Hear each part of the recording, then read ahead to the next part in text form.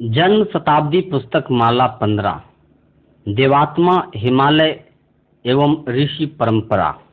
लेखक श्री राम शर्मा आचार्य। देवियों भाइयों, मुनासिब जगह पर मुनासिब चीज पैदा होती है। नागपुर के संतरे अगर आप अपने यहाँ बोना चाहें तो मीठे नहीं होंगे। बंबई वाला केला जो कि वहाँ की जमीन में पैदा होता है दूसरी जगह नहीं हो सकता। लखनऊ का आम सारी दुनिया में मशहूर है। अगर वही आम आप अपने गांव में बोए तो उतना मीठा नहीं होगा जैसा कि वहां का होता है। नीलगिरी का चंदन कितनी खुशबूदार होता है। यदि उसी चंदन का पेड़ आप ले आवे और अपने गांव के बगीचे में लगा दे तो इतना खुशबूदार नहीं होगा। देवगन जहां हिमालय पर रहते हैं वहां एक लंबी वाली शकरकंद जैसा कंद पैदा होता है और वह कई दिन तक खाने के काम आ जाते हैं। उसी शकरकंद का बीज आपको दे दे तो आप बो लेंगे, नहीं, पैदा नहीं होगी। ब्रह्म कमल जिसके लिए द्रौपदी ने भीम से आग्रह किया था कि तुम ब्रह्म कमल ला करके दो, यह कहाँ पैदा होता है? यह उत्तराखंड में जहाँ गोमुख है उसके आगे तपोवन के नजदीक पैदा होता है। यह ब्रह्म कमल का फूल जमीन पर खिलता है, पानी में नहीं। यह अपनी जगह पर होता है। आप कहीं से बीज ले आए ब्रह्म कमल के अपने घर में बोना चाहे तो हो सकता है ना? वहां नहीं हो सकता। जगह की अपनी महत्ता होती है। हिमालय की अपनी महत्ता है। सारे ऋषियों ने वहां निवास किया था। स्वर्ग भी पहले वही था। ऋषियों की भूमि भी वही है। बड़ी सामर्थ्यवान, बड़ी संस्कारवान भूमि है। हमको भी तप करने के लिए वहां भेज दिया गया था और अब हम यहाँ सप्त ऋषियों की भूमि शांति कुंज में है। देवात्मा हिमालय का अपना महत्व है। गंगा का अपना महत्व है। गंगा अपने में आध्यात्मिक शक्तियों को समेटे हुए, यह न केवल उसके पीने के पानी में है बल्कि वह जहां होकर बहती है वहां का वातावरण भी कुछ विशेष होता है। सप्त ऋषियों की भूमि जहां सातों ऋषियों ने तपश्चर्या की थी और जो अभी भी ऊपर आसमान में दिखाई पड़ते हैं, उनकी जो भूमि है सप्त ऋषि भूमि, वह भी यही है जहां आपका यह शांति कुंज बना हुआ है। और भी गंगा के किनारे बहुत से ऐसे स्थान हैं जहां सिंह और गाय कभी एक घाट पर पानी पीने लगते थे। ऐसे प्राणवान स्थान भी होते हैं और सिद्ध पुरुष भी होते हैं। हम यहाँ ऐसे स्थान पर ही आए हैं। यहाँ आकर हमने आपकी भावनाओं को दिव्यता का स्मरण कराने के लिए देवात्मा हिमालय का एक मंदिर बना दिया है। हिमालय का मंदिर और कहीं नहीं मिलेगा आपको। लोगों ने देवताओं के मंदिर बनाए हैं, अमुक के मंदिर बनाए हैं, तमुक के मंदिर बनाए हैं, पर हिमालय का मंदिर सिर्फ आपको यहाँ देखने को मिलेगा। हमने यह भी बनाया है। यह सप्त ऋषियों की भूमि है। सप्त ऋषियों की भूमि और कहाँ है बताइए आप? कहीं नहीं है, मात्र यहीं पर है जहाँ आज शांति कुंज बना हुआ है। गंगा पहले यहीं पर बहती थी। यहाँ की थोड़ी सी जमीन भर गई है, इसलिए शांति कुंज वाली जमीन में जो पानी हजारों वर्षों से बहता था वह बंद नहीं हुआ है। वह धारा अभी भी बह रही है। उसके लिए सामने रास्ते बना दिए गए हैं। हिमालय मंदिर क्या है? ये प्रतीक क्यों बना दिए हैं? प्रतीकों का अपना अलग महत्व है। एकलव्य ने द्रोणाचार्य का प्रतीक बना लिया था। रामचंद्र जी ने शंकर जी का प्रतीक बनाया था। जब वे वनवास गए थे और सीता हरण के कारण दुखी मन से वन वन भटक रहे थे, उस समय उन्हें जब प्रतीक की आवश्यकता हुई तो उन्होंने शंकर जी के मंदिर की स्थापना की थी रामेश्वर में। ये सब प्रतीक है। जैसे तिरंगा झंडा अपना राष्ट्रीय प्रतीक है, कम्युनिस्टों का भी झंडा होता है। लोग कहते हैं कि वे प्रतीकों को नहीं मानते। कैसे नहीं मानते? लाओ हम उनके झंडे को उखाड़ फेंके। फिर देखो क्या होगा। मुसलमान भी प्रतीकों को नहीं मानते हैं क्या? मक्का मदीना में प्रतीक ही तो रखा हुआ है जिसका वे चुम्बन लेते हैं। समस्त देवात्मा हिमालय का मंदिर कहीं था नहीं। भारतवर्ष का यह एक बड़ा अभाव था, वह हमने दूर किया है ताकि साधना की दृष्टि से कोई आदमी आना चाहे तो इस स्थान पर आकर वह महत्वपूर्ण लाभ उठा सके, इसलिए यह बनाया गया है। मुनासिब जगह पर मुनासिब काम होते हैं। हिमालय में बहुत सारे ऋषि रहते हैं और जो भी ऋषि आए हैं वे सब हिमालय से आए हैं। उन्हीं ऋषियों का स्मरण दिलाने के लिए हमने यह कोशिश की है कि जो उन्होंने काम किए थे उनको समेट करके पूरा नहीं सही थोड़ा थोड़ा काम करे तो अच्छा होगा। हमने वही किया है। व्यास जी ने 18 पुराण लिखे थे, दर्शन भी लिखे थे। पुराणों और दर्शनों को हम लिख तो नहीं सके, पर हमने उनका अनुवाद किया है, वेदों का अनुवाद किया है। व्यास जी ने जो काम किए थे उस रास्ते पर हम भी चले हैं, और यहाँ जब आप शांति कुंज में आएंगे तो देखेंगे कि उसकी निशानी यहाँ भी विद्यमान है। महर्षि पतंजलि ने गुप्त काशी में रहकर योगाभ्यास किया था। आप जब आएंगे तो देखेंगे कि यहाँ जो कल्प साधना शिविर कराए जाते हैं, अन्य दूसरे शिविर कराए जाते हैं और यहाँ योगाभ्यासों का, प्राणायामों का विधि विधान सिखाया जाता है, वह हमने भी किया है और आपको भी सिखाते हैं। पुराने जमाने के ऋषियों में याज्ञवल्क्य का महत्वपूर्ण स्थान है। उन्होंने यज्ञ के संबंध में शोध की थी। यज्ञ से किस तरीके से मनुष्य के शारीरिक और मानसिक रोगों का निराकरण होना संभव है और यज्ञ से किस प्रकार पृथ्वी के वातावरण को ठीक किया जाना संभव है, ऐसी बहुत सी बातों को महत्ता थी तब, लेकिन लोग उस महत्वपूर्ण यज्ञ को भूल गए थे। ऐसे ही हवन कर लेते थे सुगंध फैलाने के लिए। हमने उसको फिर से जीवित किया है शोध करके, जैसे कि याज्ञवल्क्य ऋषि ने किया था। लगभग उसी तरीके से यहाँ शांति कुंज में भी हमने कोशिश की है कि वह परंपरा चलती रहे। विश्वामित्र ऋषि थे, वे गायत्री के मंत्र दृष्टा हैं। गायत्री मंत्र जो हम बोलते हैं उसका विनियोग है। सविता देवता है और विश्वामित्र ऋषि। गायत्री छंद विनियोग है। विश्वामित्र उसके पारंगत थे। विश्वामित्र का भी यहाँ स्थान बना हुआ है। गायत्री का मंदिर भी बना हुआ है शांति कुंज में। हमने भी गायत्री के पुरस्चरण किए हैं। विश्वामित्र को भी हम गुरु मानते हैं, जो हमारे हिमालय वाले गुरु हैं। वे अगर विश्वामित्र हों तो आप अचंबा मत मानना। भगीरथ का नाम आपने सुना होगा। उन्होंने हिमालय पर तप किया था और तप करके गंगा को लाए थे। गंगा जब धरती पर आने लगी तो उनके प्रचंड वेग को देखकर भगीरथ ने सोचा कि यह तो हमारे बूते का नहीं है। गंगा जी ने भी कहा कि जब मैं नीचे जमीन पर गिरूंगी तो सुराख हो जाएगा, सो तुम मुझे स्वर्ग से बुलाकर कैसे धारण करोगी। तब भगीरथ ने शंकर जी से मदद मांगी। शंकर जी ने अपनी जटाएं फैला दी। इस तरह स्वर्ग से जब गंगा आई थी तो पहले शंकर जी की जटाओं में आई, पीछे जमीन पर गिरी। भगीरथ आगे आगे चले, इसलिए गंगा भगीरथी कहलाई। यह आपको मालूम है ना। भगीरथ तो अब नहीं है, मगर उनके तप का स्थान अभी भी है। गंगोत्री के पास गौरी कुंड है, उसके पास एक शिला है जिसका नाम भगीरथ शिला है, जहां भगीरथ ने बैठकर तप किया था। उस स्थान पर बैठकर हमने भी ठीक उसी तरीके से 1 साल का अनुष्ठान किया था। हम भी ज्ञान या गंगा को लाए हैं। यह ऋषियों की परंपरा है। हमने कोशिश की है कि ऋषिगण जिस रास्ते पर चले हैं हम भी उसी रास्ते पर चले।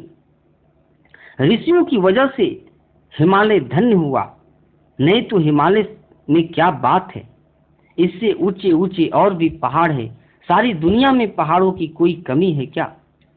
उत्तराखंड इसी वजह से प्रख्यात हुआ है कि इसमें 4 धाम भी बने। 5 प्रयाग भी इसमें हैं। 5 गुप्त काशियां भी है, 5 सरोवर भी है। समूचे भारतवर्ष के जो कुछ भी महत्वपूर्ण स्थान हैं, जो कुछ भी तीर्थ हैं, सब इकट्ठे होकर इसी एक जगह पर एकत्रित हो गए हैं। हमारा भी प्रयत्न इसी तरीके से रहा है। परशुराम जी का नाम आपने सुना होगा। उन्हें शंकर भगवान ने एक कुल्हाड़ा दिया था। उस कुल्हाड़े से उन्होंने लोगों के सिर काट डाले थे, जो खराब दिमाग वाले थे, बद दिमाग वाले थे।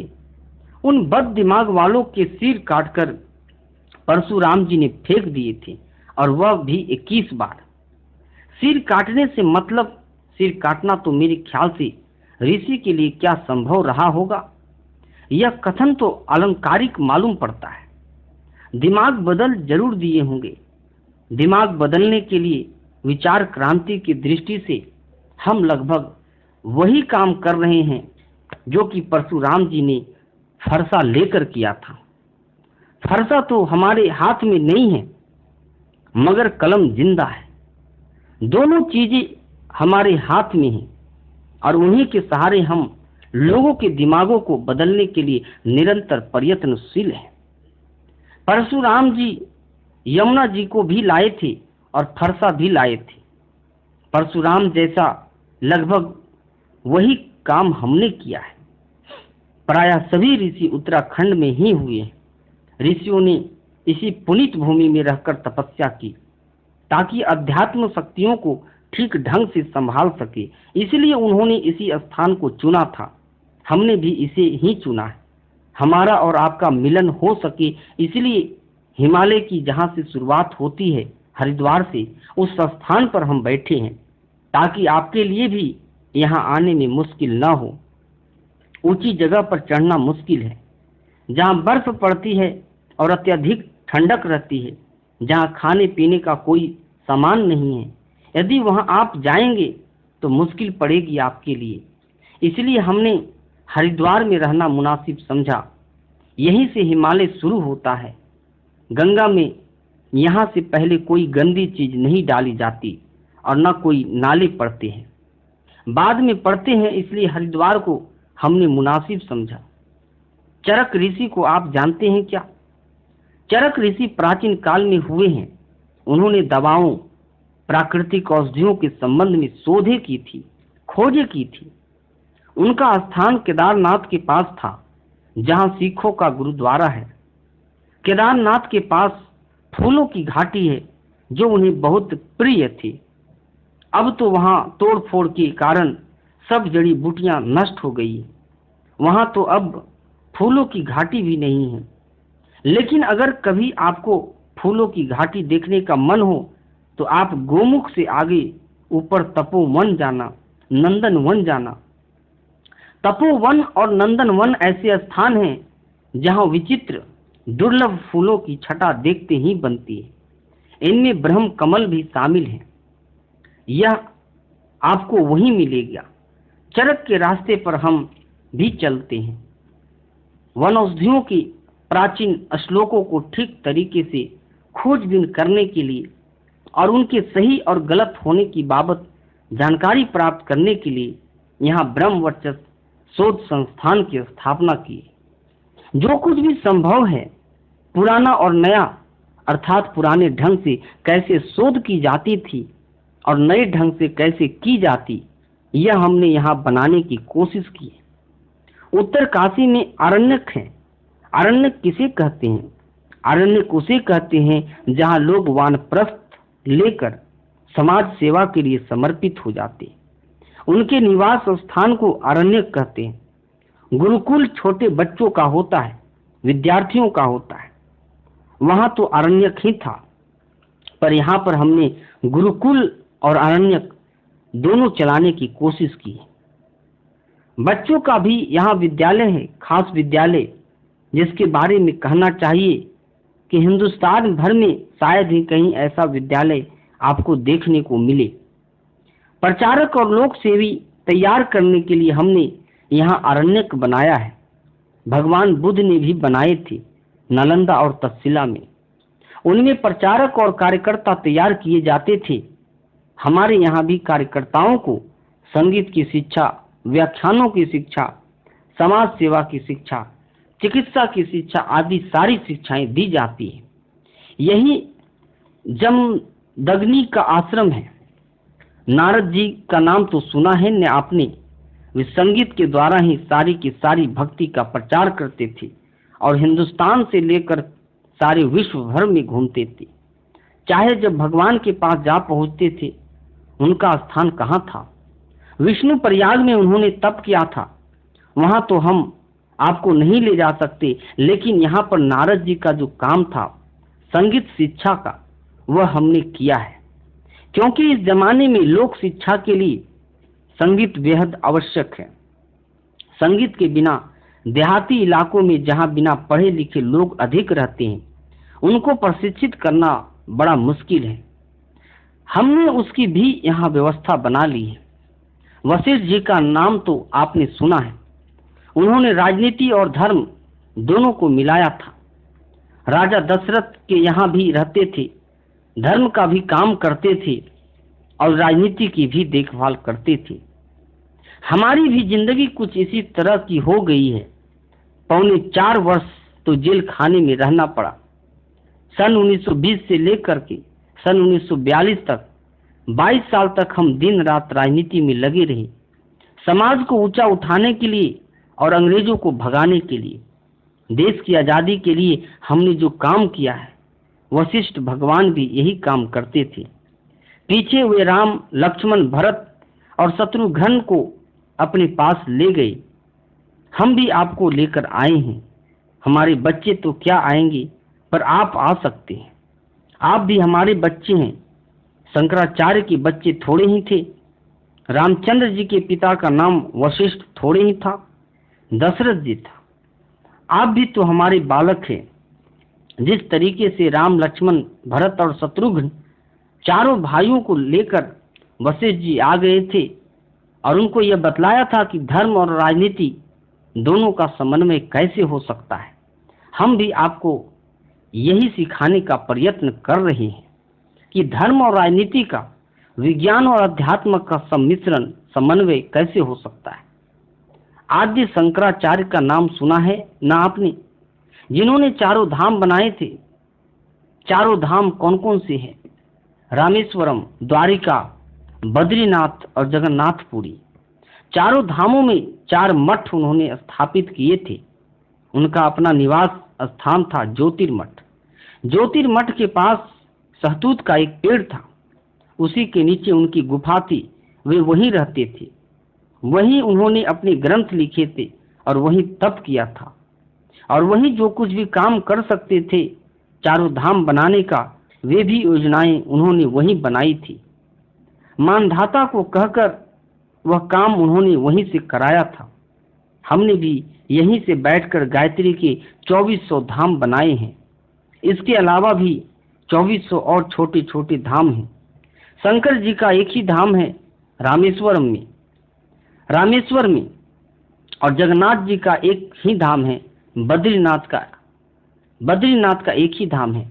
लेकिन गायत्री के हमने 2400 धाम बनाए।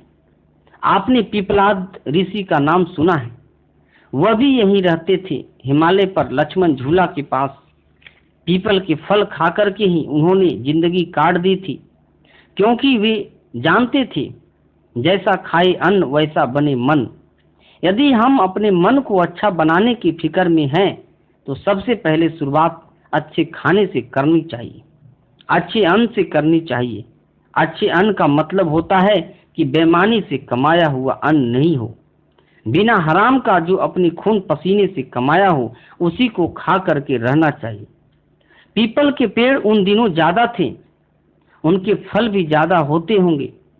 तोड़ ताड़ कर उन्हें साल भर के लिए रख लेते रहे होंगे और उसे ही खाते रहे होंगे। हमारा भी आहार ऐसा ही रहा है।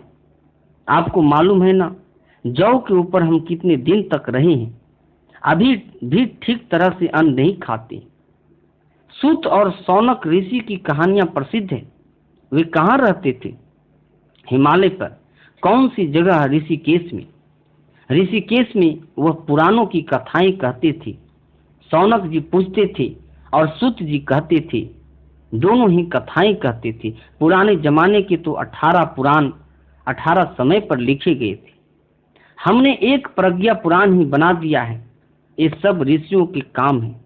एक एक ऋषि ने एक एक काम किया था, लेकिन हमने सारे ऋषियों के कामों का समन्वय किया है। ऋषियों के तरीके से यह सब बनाने की कोशिश की है। राजा हर्षवर्धन थे, जिन्होंने हर की पौड़ी पर बैठकर अपना सर्वस्व दान किया था, तो उसी से तक्षशिला का विश्वविद्यालय बनाया गया था। हम हर्षवर्धन तो नहीं है, पर जो कुछ भी हमारे पास था वह सब का सब हमने दिया है। हर्षवर्धन की जो परंपरा सर्वमेध की थी, हर की पौड़ी के नजदीक थी, वह हमने शांति कुंज में ही लाकर के स्थापित कर दी। कनाद ऋषि विज्ञान और अध्यात्म को मिलाने के लिए प्रयत्नशील रहा करते थे। उन्होंने एटम के संबंध में, अणु के संबंध में बहुत सारी खोजें की हैं। अपना ब्रह्म वर्चस्व भी विज्ञान और अध्यात्म को मिलाने की कोशिश कर रहा है। आप यहाँ जो कुछ भी देख रहे हैं वह ऋषि परंपरा है, जिसे हमने जिंदा रखा है।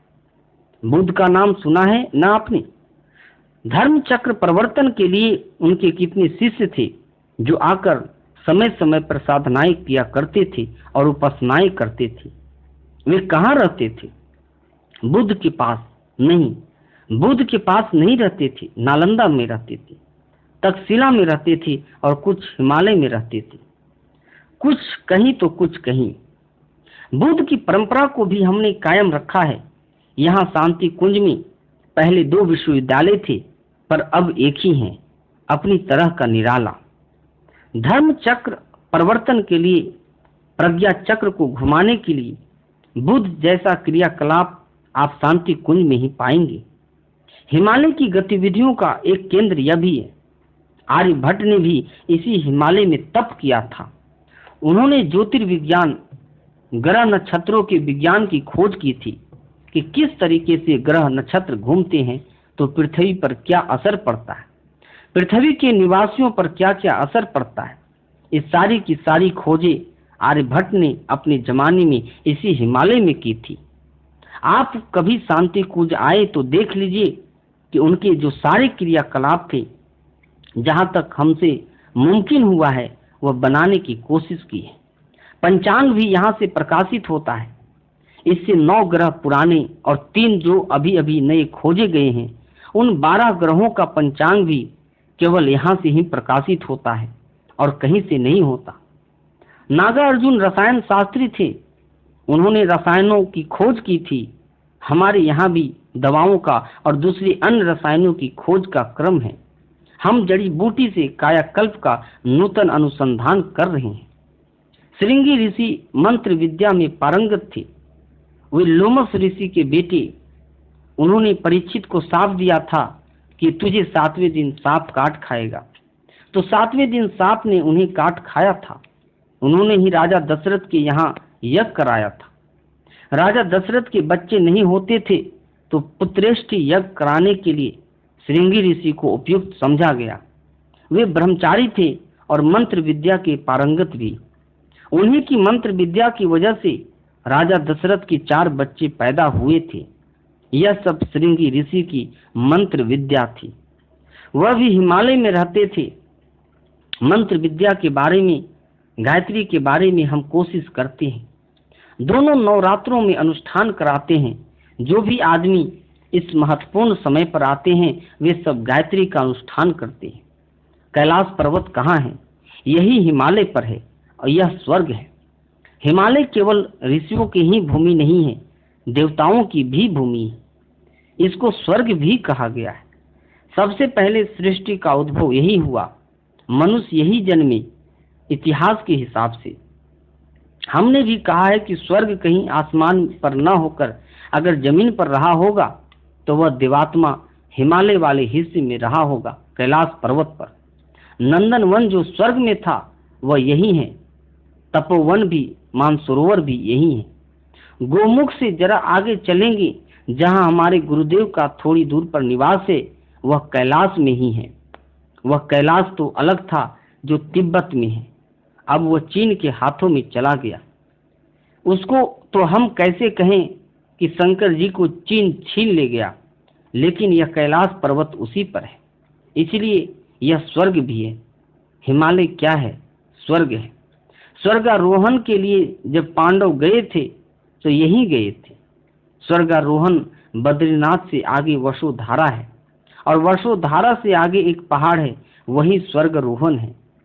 सुमेरु पर्वत भी यही है, सारे देवता उसी पर रहते थे। यह सोने का पहाड़ था। हमारे पास उसका फोटोग्राफ भी है। जब हम वहां गए थे तो उसका फोटोग्राफ भी साथ लाए थे। वहां प्रातःकाल एवं सायंकाल के समय सुनहरी छाया रहती है। ध्रुव ने यही तप किया था। श्री कृष्ण भगवान तप करने के लिए बद्रीनाथ गए थे। रुक्मिणी और कृष्ण दोनों ने वही तप किया था। तप करने के बाद में उनके प्रद्युम्न जैसी संतान पैदा हुई। वाल्मीकि की और सीता जी की घटना तो आपने सुनी है। रामचंद्र जी ने जब सीता जी को वनवास दिया था तो वे वाल्मीकि के आश्रम में ही थे, और वहां लवकुश नाम के दो ऐसे बालक पैदा हुए थे जो रामचंद्र जी से, लक्ष्मण जी से और हनुमान जी से लोहा लेने के लिए तैयार हो गए थे। आपने शकुंतला का नाम सुना है, और चक्रवर्ती भरत, जिसके नाम पर इस देश का नाम भारतवर्ष पड़ा। शकुंतला कौन थी? वह कण्व ऋषि की बेटी थी। हाँ, बेटी ही कहिए।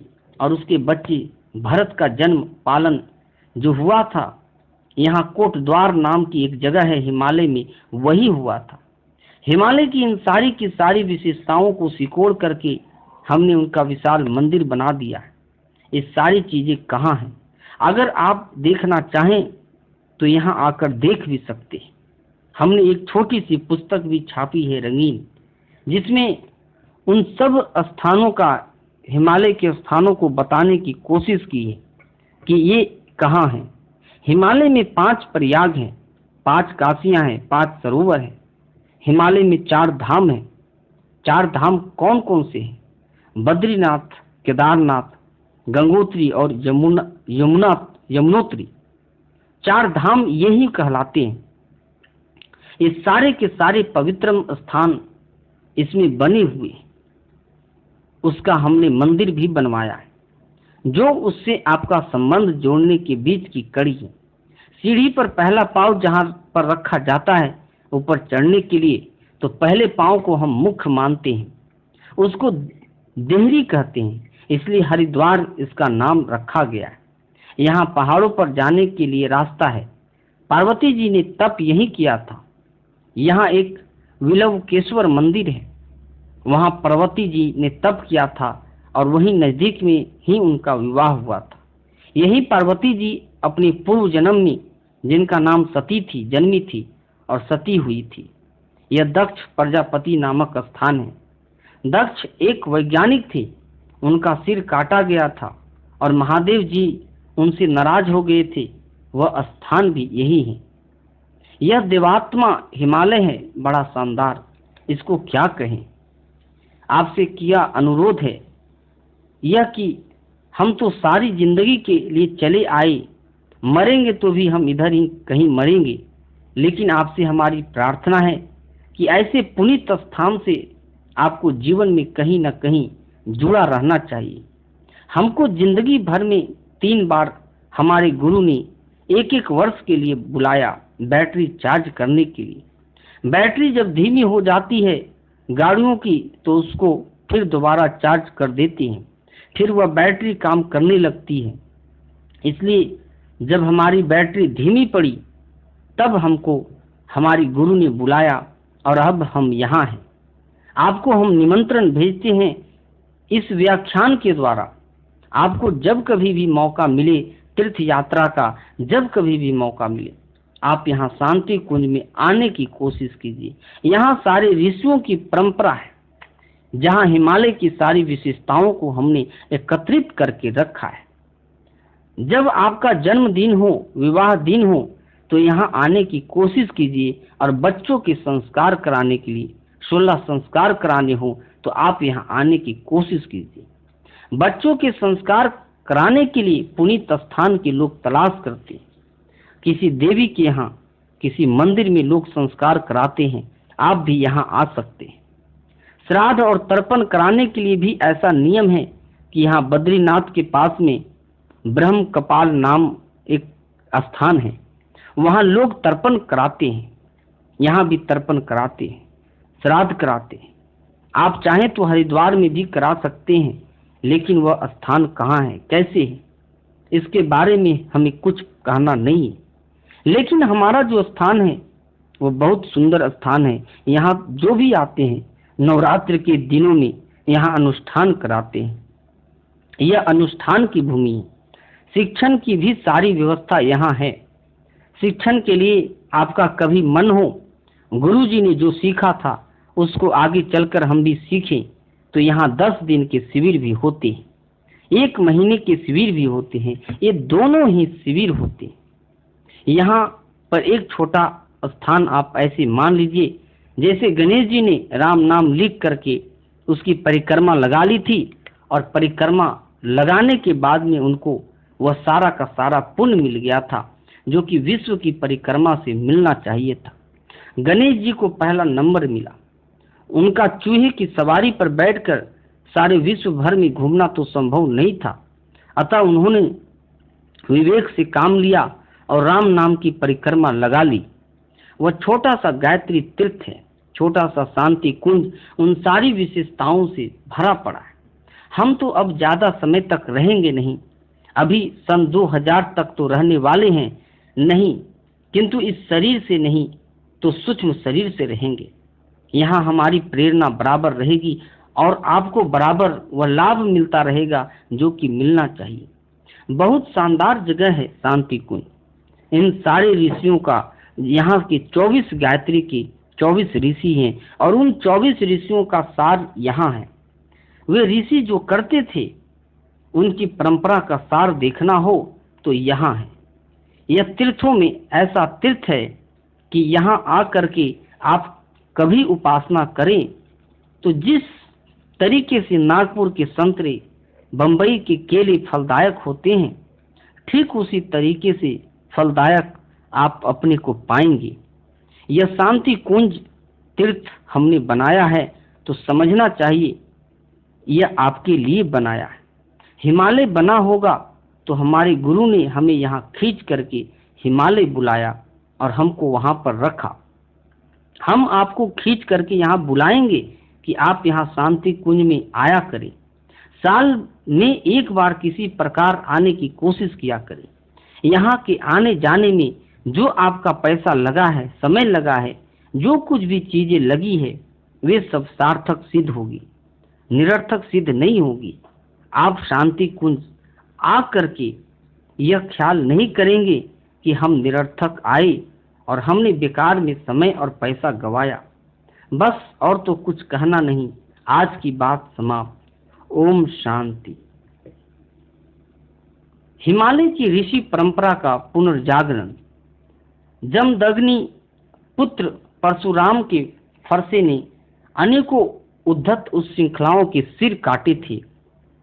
शांति कुंज से चलने वाली लेखनी वाणी ने उसी परशु की भूमिका निभाई एवं असंख्यों की मान्यताओं, भावनाओं, विचारणाओं एवं गतिविधियों में आमूलचूल परिवर्तन कर दिया है। भगीरथ ने जल दुर्भिक्ष के निवारण हेतु कठोर तप करके स्वर्ग से गंगा को धरती पर लाने में सफलता प्राप्त की थी। शांति कुंज से ज्ञान गंगा का जो अविरल प्रवाह बहा है उससे दुर्भिक्ष मिटेगा, सद्भावना का विस्तार चहुं ओर होगा। चरक ऋषि ने केदारनाथ क्षेत्र के दुर्गम क्षेत्रों में वनौषधियों की शोध करके रोगग्रस्तों को निरोग करने वाली संजीवनी खोज निकाली थी। शांति कुंज में दुर्लभ औषधियों को खोज निकालने, उनके गुण प्रभाव को आधुनिक वैज्ञानिक यंत्रों से जांचने का प्रयोग चलता है। महर्षि व्यास ने व्यास गुफा में गणेश जी की सहायता से पुराण लेखन का कार्य किया था। प्रज्ञा पुराण नवीनतम सृजन है जिसमें कथा साहित्य के माध्यम से उपनिषद दर्शन को जन सुलभ बनाया गया है। पतंजलि ने रुद्रप्रयाग में अलकनंदा एवं मंदाकिनी के संगम स्थल पर योग विज्ञान के विभिन्न प्रयोगों का आविष्कार और प्रचलन किया था। शांति कुंज में योग साधना के माध्यम से इस मार्ग पर चलने वाले जिज्ञासु साधकों को दिशा धारा प्रदान की जाती है। याज्ञवल्क्य ने त्रियुगी नारायण में यज्ञ विद्या का अन्वेषण किया था। आज यज्ञ विज्ञान की श्रृंखला को फिर से खोजकर समय के अनुरूप अन्वेषण करने का दायित्व ब्रह्मवर्चस्व शोध संस्थान ने अपने कंधों पर लिया है। विश्वामित्र गायत्री महामंत्र के दृष्टा, नूतन सृष्टि के सृजयिता माने गए हैं। वह पावन भूमि, यही गायत्री तीर्थ शांति कुंज ही शब्द शक्ति पर वैज्ञानिक अनुसंधान विश्वामित्र परंपरा का ही पुनर्जीवन है।